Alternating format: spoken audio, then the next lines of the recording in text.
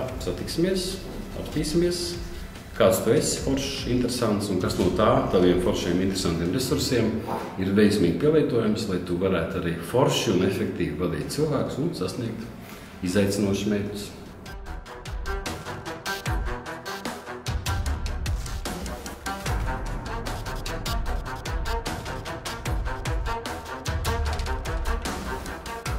Katrā uzņēmumā pārdošanas vadītājs no augstākās vadības saņem sev darba uzdevumu. Tātad apgrozījumu plānu, noteikts budžetu, vēl kaut kāds papildus kritērijus, kas jāņem vērā.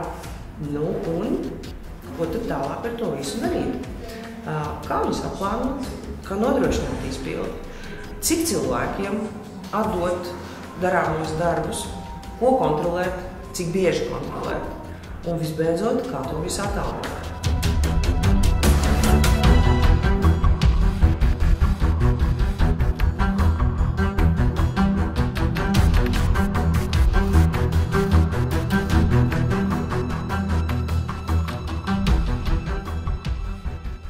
Sadaļā par analītiku mēs runāsim, kā piešķirt analīzei jēgpilnu kaut kādu būtību, lai no tās analīzes mēs gūtu kaut kādu taustāmu labumu.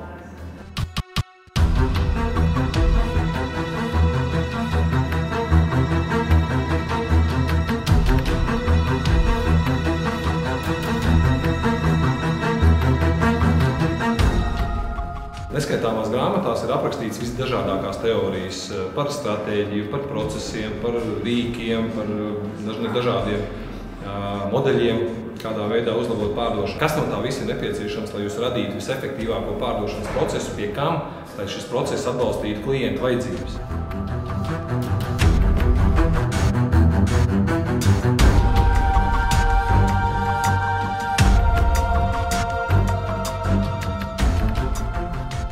Moduļu blokā pārdošanas veicināšanas sistēmu kopīgi diskutēsim par to, kā pārdošanas vadītājs pats var izmantot mārketinga instrumentus un kā veiksmīgāk sadarboties ar mārketinga profesionāļiem.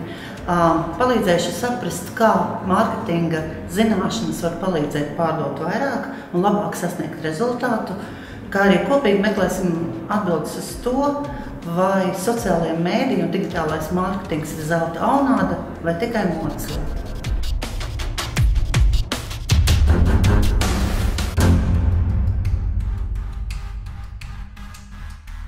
Kas tad ir pārdošanas vadīšanas meistarklase?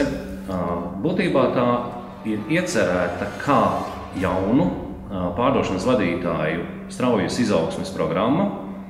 Tā ir paredzēta pārdošanas vadītājiem, kuru līdzinējā darba pieredze vēl nav tik liela, un mēs piedāvājam šiem vadītājiem iespēju īsā un koncentrētā veidā sistematizēt savas līdzinējās zināšanas, sistematizēt un apkopot savu iepriekšējo pieredzi, apzināties savas esošās prasmes, bet no otras puses arī kvalitatīvu lēcienu tieši vadības jomā, iemācīties izmantot un attīstīt savas personības resursus, gan tam, lai efektivizētu un efektīvi vadītu pārdošanas procesus, gan tam, lai jēgpilni mācētu analizēt biznesam nepieciešamos datus un informāciju, gan arī tam, lai mērķiecīgi plānotu un realizētu pārdošanā nepieciešamās aktivitātes, un, protams,